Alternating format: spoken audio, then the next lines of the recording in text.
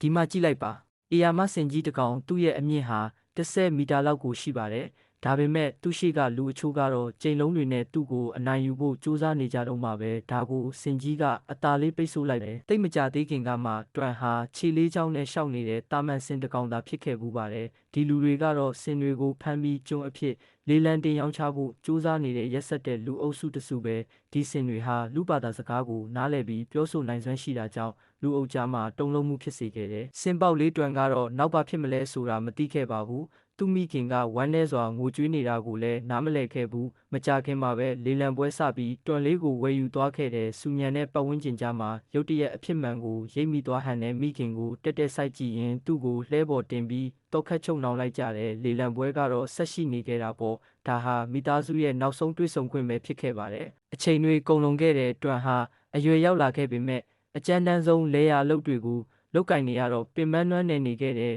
နေတိုင်းမိုးတောက်ချိန်မှာလဲဆွဲပြီးတခင်နိုးလာဖို့စောင့်ရတယ်သူ့ရဲ့တနေ့တာကအလုံးနဲ့ပဲလဲပတ်နေခဲ့တာတွန်ဟာစူးစမ်းလုပ်ခဲ့ပေမဲ့ဇနီးနဲ့တားလေးချင်းမီအတွက်ပဲသူ့ဘဝကိုတီးခံနေခဲ့ရတာပါသူ့သားချင်းမီလေးကတော့ဖခင်ရဲ့ခွန်အားကြီးမားမှုကိုအံ့ဩလို့မဆုံးဘူးတနေ့မှာအိမ်နီးချင်းကလယ်သမားရဲ့ဘဝကိုကြည့်ပြီးဂျင်မီကိုရောင်းချဖို့အကြံပေးခဲ့တယ်ဒီစကားကြောင့်တွန်ထိတ်လန့်သွားခဲ့ပေမဲ့လယ်သမားကလက်မခံခဲ့ဘူးအဲ့ဒီနောက်အိမ်နီးချင်းကမြို့သားတွေမလာခင်မြေလွတ်ကိုတိမ့်ဖို့လယ်သမားကိုဆွဲဆောင်ခဲ့တယ်အဲ့ဒီအခါမှာတွန်ကဝင်ပြောခဲ့တယ်ဒီမြေဟာစိုက်ပျိုးဖို့လုံးဝမသင့်လျော်ကြောင်းသူပြောခဲ့တယ်ဒီစကားကြောင့်အိမ်နီးချင်းကရေမောပြီးတိရစ္ဆာန်စကားနားထောင်တဲ့လယ်သမားကိုလှောင်ပြောင်လိုက်တယ်ရှက်သွားတဲ့လယ်သမားဟာကြောက်တုံးနဲ့တွန်ကိုပြစ်ပေါက်ပြီးမောင်းထုတ်ခဲ့ပါတယ်နောက်တနေ့မနက်မှာလယ်သမား